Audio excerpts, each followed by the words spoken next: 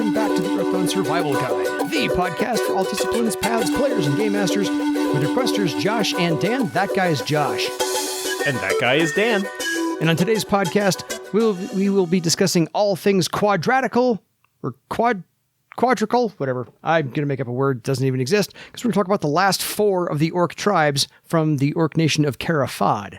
So if you have any questions for us, please drop us a line at edsgpodcast@gmail.com. But before we get to that, Josh has a major announcement. Minor announcement? Announcement. Major announcement. Good enough. It will have already launched by the time this episode drops. We're late. We're recording this on June 4th. Currently, the plan is on Monday, June 9th, so coming up here in just a few days, which as of the expected release of this episode will have been 2 days ago. New Earthdawn Kickstarter campaign. Woohoo! Will be up.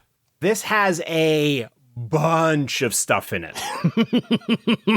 To run through real quickly. The biggest pieces of this are Dance with the Serpent, which is our English version of the German Serpent River Adventure trilogy that Ulysses put out several years ago. Gotcha. This is not a just like direct straight translation. We got a translation of it and then went through, and there were some choices that the Germans made for their version of Barsaive that we refined. Didn't agree with for various reasons, and so we made some changes to that to fit better with our version of what is going on in Barsaive. And so that is that. It is all 3 adventures collected together in one volume. Been a bunch of work that's been done on that. Basic layout has been completed, so there's just some kind of like final polishing and layout to be done on that. So that is item number 1. Kick butt. So it's going to be in physical form, not just PDF, but both, correct? Correct, yes. PDF and physical form. Cool. Second thing, omnibus collection of the Gerol, aka Longing Ring trilogy. Nice. So these are reprints of the original Chris Kubasik novels, The Longing Ring, Mother Speaks, and Poisoned Memories. There will be both a traditional softcover as well as a deluxe hardcover version of this, as well as PDF. The layout of that is somewhere in the range of like 650 pages. Tell me there's new art. Well, yeah, that's one of the things that is being worked on right now. There's not going to be a lot of it, but there is going to be some new art, interstitial pieces there throughout the book for illustrative purposes. And because it's fiction, the layout on that is largely done. We're just waiting on the art to come in so that can be completed. There's no stat blocks to maneuver around. No stat blocks, no spell descriptions, no feats, no creatures, none of that feats. Very few italics. Yeah. So there's that. Number 3, another omnibus novel collection. This one, aka The Lost Novels. It will have Jack Koch's Life Rock. Yeah.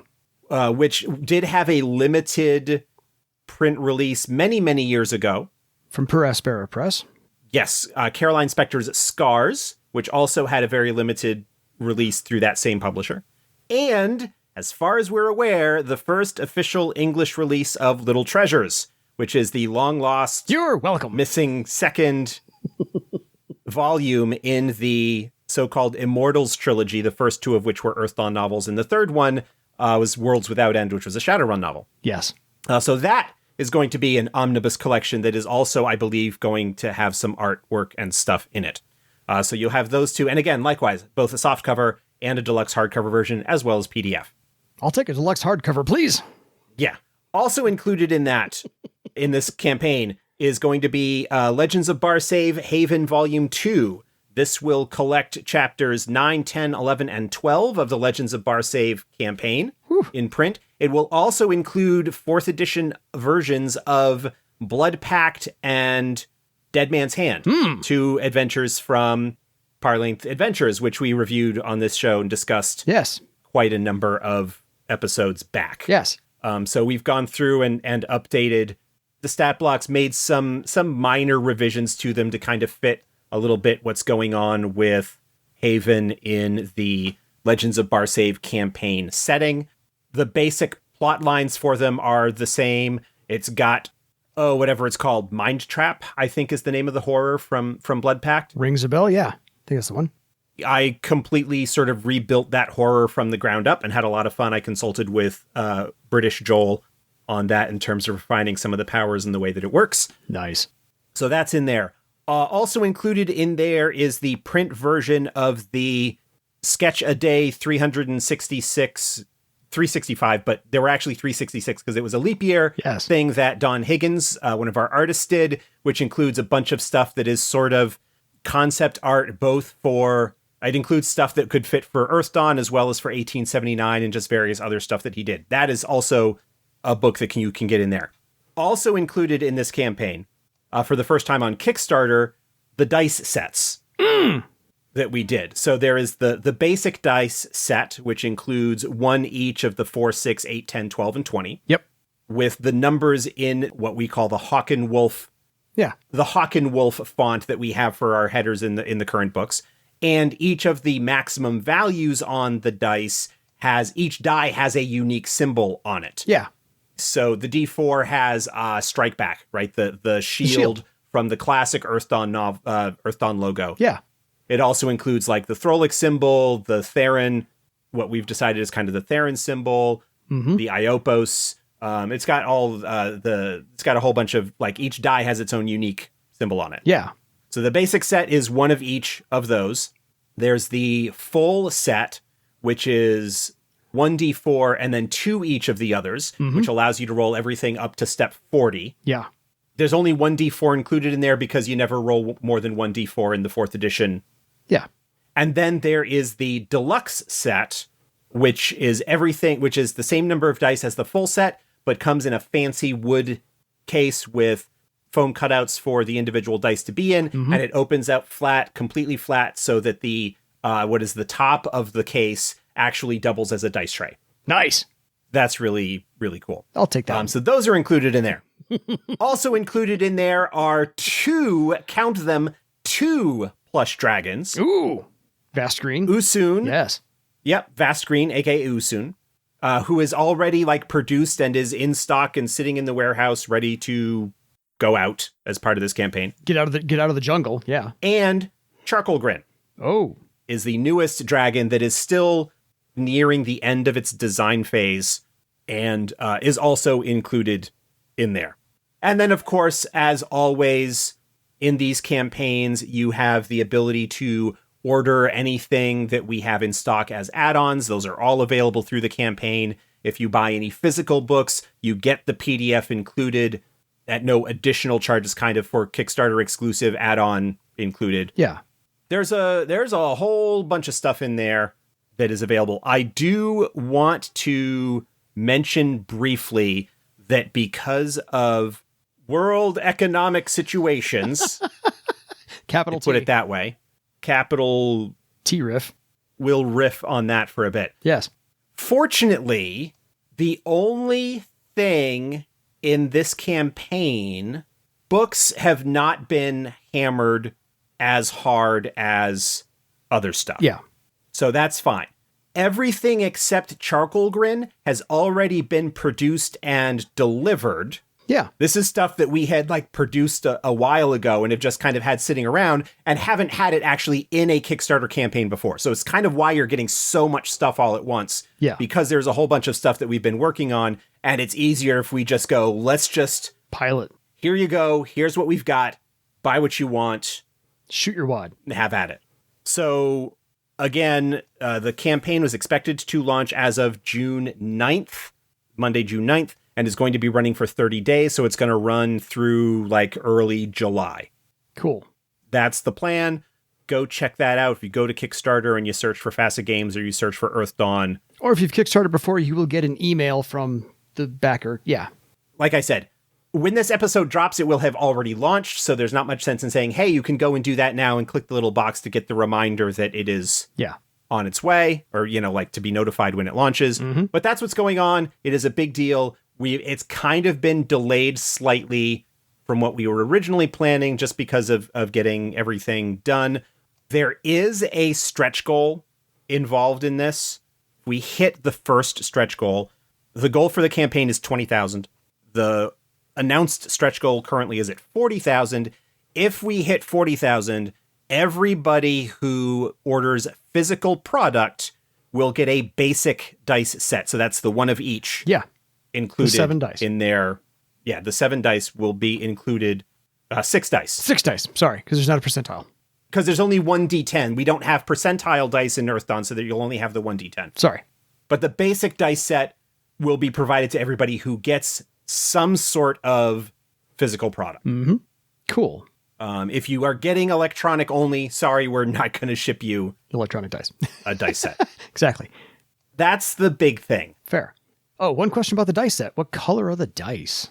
The dice are kind of like a greenish, marbly color with gold-colored inking for the numbers and symbols. Cool. Kind of orichalcummy looking. Yeah. On the campaign page, there are pictures actually of the dice with the max faces showing, what the deluxe box looks like. Gotcha. All of that stuff is on the Kickstarter campaign page, so go ahead and look at those. Go there and take a look. I'm just trying to help be the salesman over here and just get everyone interested. The dice are cool. I have, because we had limited numbers of them at Gen Con this past year. Yes. There were a couple left over at the end of the convention. Sure. So I snagged one of them to bring home. You didn't get the leftovers. You got the first batch. I know you did, Josh.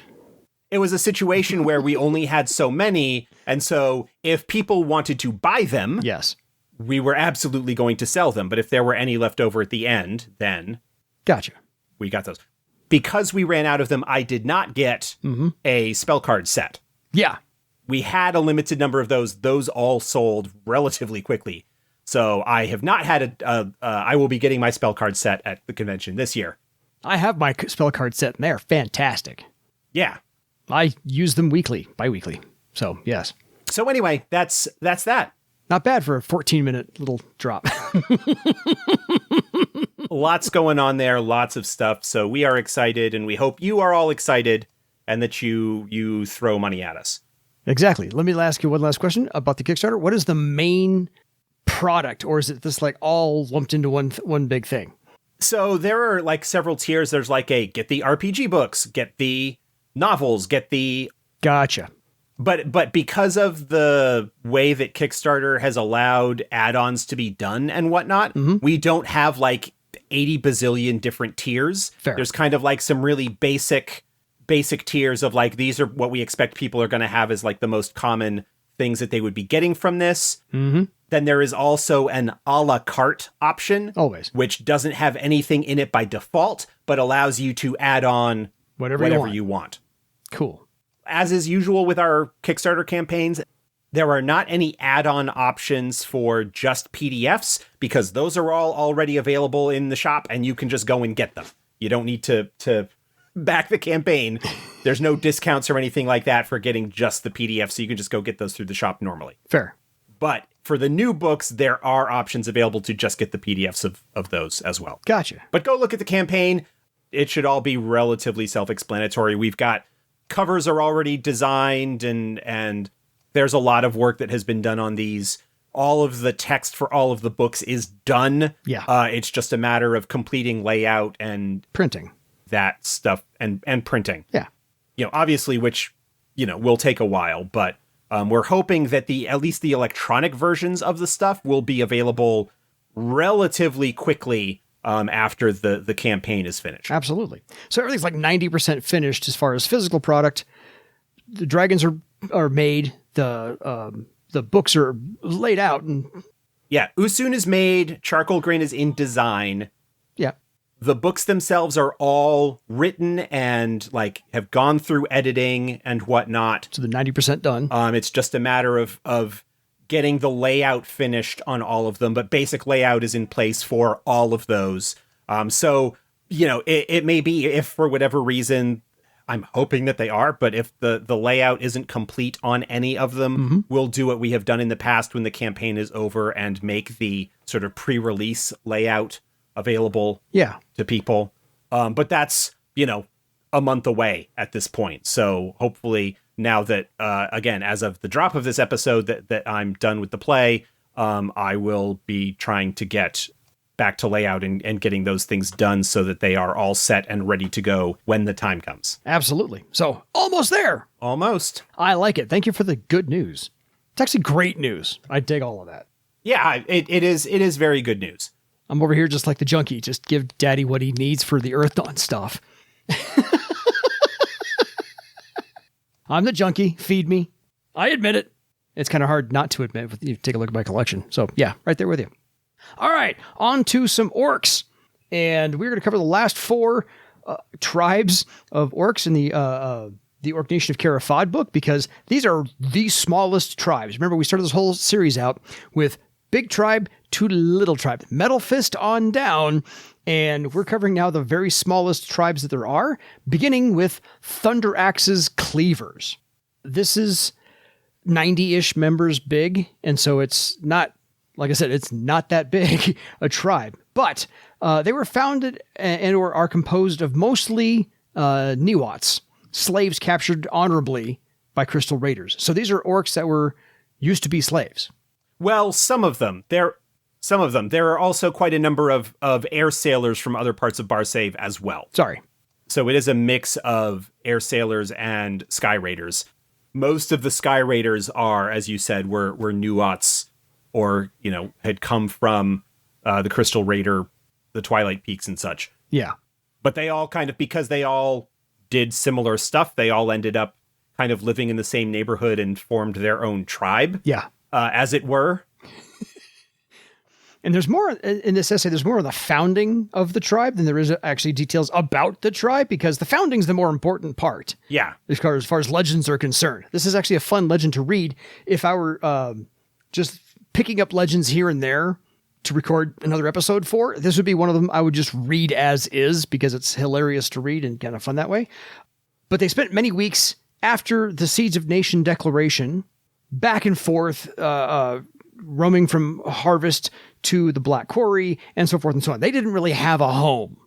They were just nomadic wanderers, just browsing and carousing and breaking things here and there and so forth. I was going to say, they are wanderers because they kept breaking stuff and getting kicked out of places. As air sailors, sky raiders tend to do. Anyway, so they were eventually wrangled, coalesced around, whatever, by Garen Thunderaxe, and he eventually emerged as their leader, and he himself is a 9th Circle Crystal Raider. Orc, not troll. Had to look that one up. But he is the Noagrak. He's an adopted member, non-troll race, accepted as a troll by other trolls. So he's enough troll-like in his behavior and mannerisms and respect for them, honor for them. This is one of the potential advancement options for Niwats in Sky Raider society. I don't recall how much we talked about this back when we talked about the Sky Raiders. A little bit. But essentially, if a Niwat distinguishes themselves, they have the option of being accepted as a full member of the clan and to be considered a full Crystal Raider with all the benefits that come with that. Yeah. Different Sky Raider clans may make it easier or more difficult for them to do that. Like, for example, I assume the Bloodlords probably make it very, very hard for any Niwats to actually reach that because the Bloodlords are assholes. But that's the general idea. But a whole bunch of Sky Raiders and Air Sailors kind of wandering from community to community, settling down for a little bit, causing trouble, getting kicked out, moving to another location, kind of like wandering back and forth. Yeah. And then eventually, because of his experience and personality and whatnot, and he actually had joined the Throlic Air Navy. It actually does mention that he had been working for Thrall, and essentially decided, well, you know what? We're going to make ourselves useful rather than just kind of being a group of ne'er-do-wells causing trouble and looked down upon by everyone. We're going to make ourselves the Cara Fahd naval clan. Yes. But there was one big problem with that, is that Cara Fahd doesn't have any airships. Exactly. So what does a Crystal Raider do? And they can't afford to buy one, and nobody really knows how to make them. Or they didn't have the materials to make one, so... Or the materials, yeah. So, yeah, what does a Crystal Raider do to get an airship? Goes and steals it. They go abscond with one. So that's the legend in here, is the three or four paragraphs describing exactly how that took place and the witnesses and the onlookers and the fight that ensued. Because, of course, there was going to be a fight. So, yeah, they were run out of the Black Quarry by the Metal Fist clan, and Garen acquired the Sky Raider way. He stole a Drakkar from Troll Sky Raiders. Big old fight on board, and the last act of the fight was one of the Troll Sky Raiders was hanging on to the side of the ship on the outside, and Garen just found this meat cleaver, coincidentally handily nearby, chopped the guy's fingers off, therefore letting him drop from the ship, and therefore when this thing landed, and we'll use air quotes for the landed part, it basically cleaved itself like a plow into the farmland for about 200 yards. Terrestrial braking, I think, is the... Yes. Planned terrestrial braking. And this ship is now called the Lost Finger. Now you know why. But it landed, again, air quotes, outside of New Revolk, and leaving this large trench in the surface of the Earth. But this clan is so small it can't be recognized as a tribe by Krathis Gron because they're still working on it. But they are still, I think, trying to buddy up with a larger clan here and there, but they really are trying to declare themselves as this is the clan that's going to take over and be Cara Fahd's air navy. Technically, they're not large enough to formally be considered a clan, but they impressed everybody that Krathis officially recognized them. There's not much more to say about them. No. They're cool. They strike me as like a cool bunch of orcs. Yes. I do like the footnote at the end of this where Getaft is like, yeah, we do have a lot of clans that have thunder in the name. Yes. Probably because thunder impresses Karad groups because it's the only thing loud enough to drown out their raucous parties. Exactly. And I was hoping you'd mention that, because if you didn't, I was going to, because yes, that is one of my favorite little epitaphs for the whole essay. Nothing much more to say about these guys, except if you have any kind of air sailor, sky raider, any kind of like airship related stuff going on, this is who is going to be involved if you're dealing with Cara Fahd. I could see if you are just having an airship fly over Cara Fahd, fly near Cara Fahd, I would work this group in. Oh yeah, somehow. As you're going to be attacked by this Drakkar and Garen Thunderaxe and his motley crew to come in, and this is how I would introduce them to your group, especially, is you're going to do some aerial combat with them because they want your ship. And so I think that would be a nice way to work them in, because that would be a surprise. Instead of encountering Drakkar full of troll Sky Raiders, you get orc Sky Raiders. Yeah. A whole ship full of them. I think that'd be fun. But that's just me. So anyway, on to the Elf Eaters.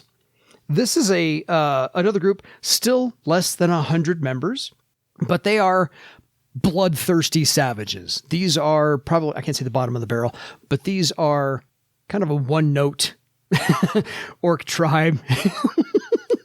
Oh yeah, these are what folks in other parts of Barsaive call to mind when they think about orc scorchers, particularly if they've never really had any extensive dealings with the nomadic orc tribes and orc cavalries and things like this. These are the bloodthirsty, violent, villainous... Speaking of assholes. Yeah. These are the orcs that give other orcs a bad name. They were, at one point, a cavalry group that was employed by Thrall, but they senselessly killed a bunch of elves, and Varolus basically said, you're not working for us anymore. Suspended them, yes. Yeah, and so they then just kept doing what they were doing, and then when Cara Fahd was reborn, more specifically when they heard that Zarass had taken a whole bunch of her troops down to Cara Fahd, they were like, oh, that seems like a good idea. Yeah. And they followed her down there. Technically, they are independent of Zarass's tribe. Chargers, yeah. Yeah. They live nearby and they more or less answer to her. Slavishly, by the way. Basically, she's the only one that kind of commands their respect to any degree. Mm-hmm. But they are just a bunch of scum and villains and bandits and bloodthirsty murderers and... the worst of the worst. Yeah. Yeah, and they really they probably, and the essay even says they likely haven't seen a battle in any way, shape, or form, and they claim to be a great cavalry. So these are pretty much the posers who have absolutely no idea what they're doing, do it anyway, and then claim to be great at it. Yeah. There's not much in the way of nuance or interesting here. These are a group that are in southern Cara Fahd and just generally cause trouble for everyone. Yeah, because they came down and thought they were all that, and one of them decided to talk to some female orc in a certain way, and she broke his ribs because he offended her because that woman that he offended was Tressig Heatsky. Of the Metal Fist, yeah. Of the Metal Fist, and she was having none of it. So, this is who they are. They are the toxic, masculine, asshole orcs. This is the bro culture of orc cavalries. Yeah. They're just awful. They are the ones that are keeping tensions along the border with Landis hot. I don't remember. I haven't gone back to look, but I think they do get, because they're in the general area, I think they do get mentioned in the Empty Thrones chapter that's kind of set down in that area because they can cause... They are just kind of there as a, hey, if you want to have other people causing problems, this is who it would be. And they would cause a problem. Yeah. No nuance, no interesting... We've talked about some of the more bad guy type tribes. Yeah. These are the ones that they're just awful, murderous, thieving bandits. Yeah. Like I said, they give every orc a bad name. Yeah. These are the ones that are, if you're telling somebody a bedtime story about stay away from orcs, this is the orc you're going to use. Right. Because they are ne'er-do-wells and... thieves and bandits and murderers to an individual. They bully travelers in the human villages to the west of them with particular hatred for Lilasthala, which is a town basically built of mostly composed of trolls and elf living together. Mm-hmm. And so they really hate both of them because they were, eating elves that were just innocent. So, one of those things. Currently, the elf eaters are led by Sandag, Sandahg. He's the young, brash, coldly merciless leader.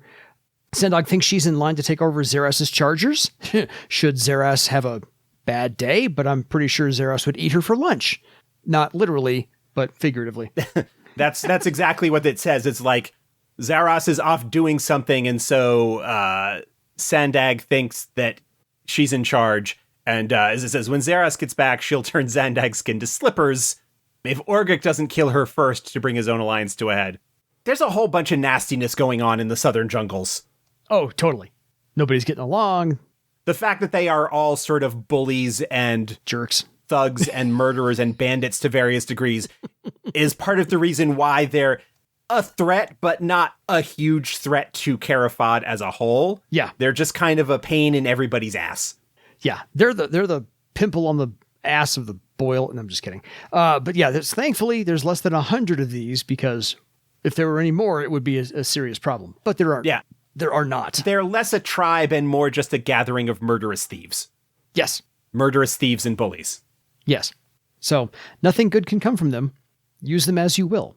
On to the Two Hands tribe. Again, we're going through these real quick because there's 4 of them and they're all small. Yeah, each of them only takes up like half a page, roughly. Maybe. In the book, so there's not much to say about them. No, other than they're interesting to use if you can, and if not, they're there for flavor to add into any legends you want to tell, or any scene setting you want to do, or any which way you can work them into your campaign. Do so. We're just giving you the input on here's all the tribes listed in Cara Fahd. Even these really small, occasionally irksome tribes. So the Two Hands tribe is combined from 2 warring tribes, the Crawling Knives and the Rumbling Dust. The Rumbling Dust orcs have been marrying Galeb Klek humans. Here's the result of those. Children of these pairings are mostly orc. They have adopted, as a tribe, many of the human customs. They've been treating human relatives and offspring as equals among the tribe.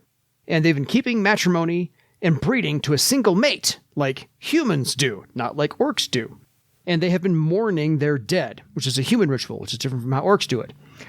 All of this greatly offended the Crawling Knives tribe, and they took massive offense to this, and they've been warring about it ever since. However, because they were betraying orc ways, but when Krathis declared, hey, there's territory to be had as long as you kiss and make up, quote unquote, they joined under the territory offer because land solves everything. Yeah. So there were kind of a couple of things that happened all roughly around the same time that resulted in what we have now as the Two Hands tribe, which is that the chief of the Crawling Knives died. Mm-hmm. And he was one of the ones that was like a big proponent of, we're going to punish these orcs that are betraying orcish ways. Yes. He died. His successor was tired of all the warring and stuff. Mm-hmm. And that kind of happened around the same time that Krathis said, okay, any tribe with 500 or more members will get a land grant. Individually, neither of these tribes were large enough to do it. Yeah. But the leaders of the tribes, the son went to the other side and said, hey, if we put aside our differences and unite, then we'll get land. And so what you have here is the leader of the Crawling Knives married one of the chieftain's daughters of the Rumbling Dust. Mm-hmm. And so it's basically a political alliance. They now have land. Yep. While there is still maybe a little bit of tension between the two sides, they are putting aside their differences and are unfortunately in the location there in southeastern Cara Fahd, near the Landis border, where there's a lot of anti-orc sentiment that's going on. Although fortunately, because of the human members of the Dust, because they do have human members of their tribe, they're a minority, but they are in there. They do have some respect and protection in terms of the whole uprising and difficulty that's going on down in that part of Cara Fahd and Landis. Yeah. And the current leader of the Knives is Hekyezik. Only name in the entire thing. So I had to bring that one up there as well. But yes, it's all a political alliance. They're making it work because they have to. I think if these two broke out into war again, they'd lose their land grant and Krathis would be unhappy. Right. But I love the quote at the end because it actually is from Krathis Gron that they believe the Two Hands tribe are an example all orcs should follow. And Krathis chimes in to say, yeah, we should all get along. Yeah. Treseg, who we mentioned earlier, is also like making friendly with them because ultimately she wants the Broken Fang and Metal Fist to combine in the same way that these tribes did. And it's like an example of, hey, differences can be put aside for the greater good. Yeah, the benefit of all. Which it doesn't hurt that an alliance of the Metal Fist and Broken Fang with Treseg and her partner at the top of it would be an absolutely immense political force within Cara Fahd. and military force, because those are the two largest. I was going to say that. They're the two largest clans. Exactly. So I think the Two Hands tribe adds a nice little wrinkle into an orc culture because they're adopting human ways. Yeah. Well, we've had a couple of other similar examples in other tribes. We had that one, the Jungle Clan, the ones that provides all the foot soldiers, where they're now led by an orc from outside Cara Fahd who came and kind of ended up in charge of them and all of his like old adventuring buddies and stuff like that. The Thunderers? So that's the Thunderborn Cavalry. No, that was Hankart. Yeah. But there's also the ones who have like this almost like trollish mysticism to their outlook. Yes. Who I think are also called like the Thunderers or something like that. Yeah, that's the Thunderers. Yeah. So again, as earlier said, thunder features in clan names quite a bit. Yes. Not surprisingly, because when you have a cavalry with hundreds, if not thousands of horses and or other riding beasts coming at you, that's what you're going to be hearing is like thunder.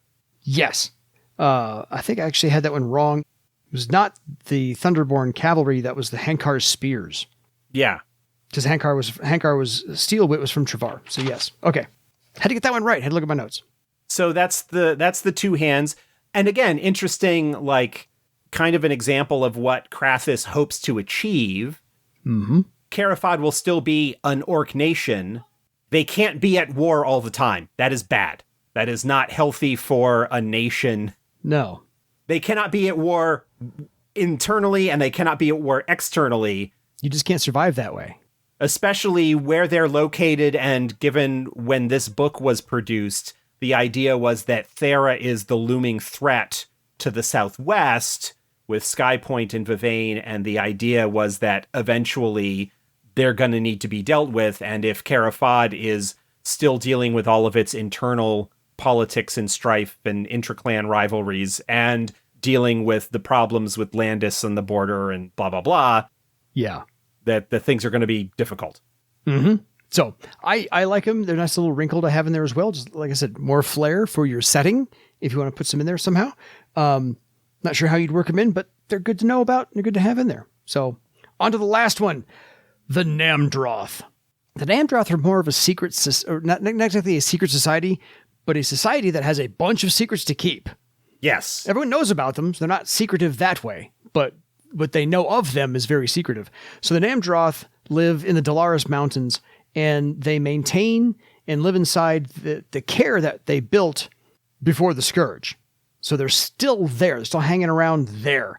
They wear loose-fitting white robes that were left white and intricately woven with woolen thread. And so it's white on white, but it's textured with symbols and designs and all kinds of things.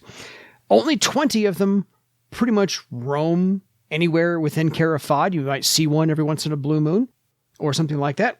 The larger group still lives and maintains the kaer, which is also their fortress nowadays. And they built the kaer when the original Cara Fahd fell.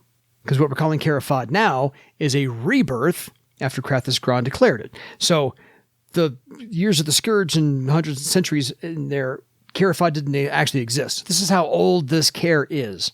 They rarely speak or interact with other name givers of any kind. And they claim that the Passions chose them to preserve orc culture, and they say that the Passions gave them the legend of the Mahuta, the chosen one. We've talked about that before. Yeah, these are mysterious, like I said, a society with secrets. People know that they exist, but what exactly their ultimate goal is and what's going on with them and all that sort of stuff isn't really known. This is one of those very obvious, hey, here's a place that you can potentially hang stories or plot hooks or whatever. Yeah. Mystery, intrigue. You know, whether as a GM or, you know, potentially in the future developments is like, oh, hey, what's going on here? Is there some kind of secret going on? What's the situation? Like, the only real kind of things going on is that despite being the ones ostensibly having been given the legend of the Mahuta, they are not willing to share their knowledge of ancient Cara Fahd with Krathis. Mm-hmm. They keep that information very close to the chest. They are perfectly willing to train young orcs in their ways, rites of battle, in their ways, to kind of train them that way. They do keep their version of the legend secret, and they are incredibly insular. They don't allow outsiders to join or marry into their community. Yeah. So the way I would work them in, and tell me if this is a good idea or not, the way I would work them in is that you guys have been, your team, your group has been hanging out in Cara Fahd for a little bit, and you've got one or two orcs in your party, and you need to take a message from Krathis Gron to the Namdroth. And so they will therefore let you in, maybe or maybe not interact with you. If you've got anybody who's not an orc, they won't talk to them at all. So it makes for fun role-playing that way. And you need to hang out for them for 24 hours until they get a written response from the leader of the Namdroth to bring back to Krathis. So you can at least peer behind the veil, get behind the wall, observe a little bit. And so this allows the game master to flesh out more of what they want to. I don't even know that they would allow that much, that anybody coming to see them, like they wouldn't allow them within their fortress. They would have to remain outside or, you know, something along those lines. But gotcha. It is very clear that the Namdroth have something going on. They practically worship Krathis as the Mahuta, but it feels like one of those, we have this prophecy, but we're not going to tell you what the prophecy says. Yes. Their elite warriors kind of wander Cara Fahd, and the example given is that came across one of them basically hanging, who he said was a Theron, and said, well, the Theron will protect the Mahuta from them. Yes. Like there's very clearly something going on. They have an agenda, a secret of some sort that they are not telling anyone else about. Mysterious and strange and a little bit spooky, because having one of them show up would be kind of a big deal because of how few of them that there are out wandering around. Yeah. Like I said, 20 in all of Cara Fahd. And that's a maybe 20 at that. But still, I mean, if you spot one, you would definitely notice it because they wear these clean white robes, and everybody else in Cara Fahd is probably dirty. Yeah, they're obvious. Like when they show up, it is clear who they are. Mm-hmm. But it's one of those completely up to the GM what's going on with them, or what kind of secret are they holding? What's the prophecy and issue and stuff like that? And what are their training methods? Because the training methods, they declare that the Namdroth warrior adepts are unmatched in skill, talent, and ferocity. Yeah. And so if you're going to build one, I don't know if you'd make it like a circle higher than everybody else automatically, or 2 circles higher than everybody else, or massive ranks in all their talents and whatnot. I don't know how you do that exactly, but that's for the game master to figure out how they would do so. But I think that's an interesting way to do it. But, they'll train people, but then you have to become Namdroth after that and stay there. They won't let you back out into the world because they're preparing for something, whether it's the Therans or the bad side of the prophecy. I don't know, but there is a skill that's described in the game information chapter at the back of the book that the Namdroth have called Guvul. They can use to focus their Gahad in a version of meditation, allowing them to use its effects as a mental shield. It is part of their religion. They believe every orc should handle their Gahad this way, so they willingly teach it to anyone who asks to learn. It's rank plus willpower. The orc must meditate on his passion every time they're in the throes of Gahad, thinking about using the fury in a controlled way and reserving some of that anger for an appropriate situation. They can then call on that stored passion the next time to protect them from attempts to distract them from the object of their rage. So they roll the skill against the difficulty number determined by the GM. For example, if the orc is facing down the Nethermancer who slew his parents and won't be distracted by anything, the test might be easy, while it might be heroic. He's protecting a merchant he doesn't care about. If successful, the orc adds skill rank to social and spell defenses against mind and emotion affecting spells and powers. It's basically like a skill version of like either Lion Heart or Lion Spirit or, those similar kinds of boosting. Each level of success adds an additional +1 to that. It can only be taught by members of the Namdroth and costs the usual number of 11 points and times to learn. They do not charge money to teach the skill, though they may require certain favors of their students or the observance of their religion. Okay. Perhaps, if I were kind of looking at them for 4th edition, I would perhaps look at the Fire Eaters. Yeah. Kind of see if there might be a variant school of Fire Eaters that they follow, take a look at the knacks and whatnot, or maybe develop knacks that kind of mimic those sorts of abilities that, and that could actually be an interesting source of tension or whatever. Yeah. In that regard, because that's a new sort of thing that wasn't introduced till 4th edition, but seems to kind of philosophically at least be in line with what their thing might be. Agreed. That's a nice way to use them. So I think with the 4 that we've introduced here, like I said, they're all really small. And the Namdroth is listed because there's only 20 you get to see wandering around Cara Fahd, so they're listed as the smallest. We don't know how many of them are behind the wall or is still in the kaer. They're not letting anybody know that information. So they could be much larger. Use them as you will. But we've got between Thunderaxe's Cleavers, the Elf Eaters, the Two Hands Tribe, and the Namdroth, just 4 very different facets of orcs, again, that you can use, maybe. Otherwise, if you're not going to use them, they're still good for just flavor information and using the background about describing this and legends here and there, and that your characters can overhear if they're in a tavern somewhere, blah, blah, blah, whatever. Or maybe your orc that you created is from one of these tribes. Who knows? But I think they're all kind of fun that way.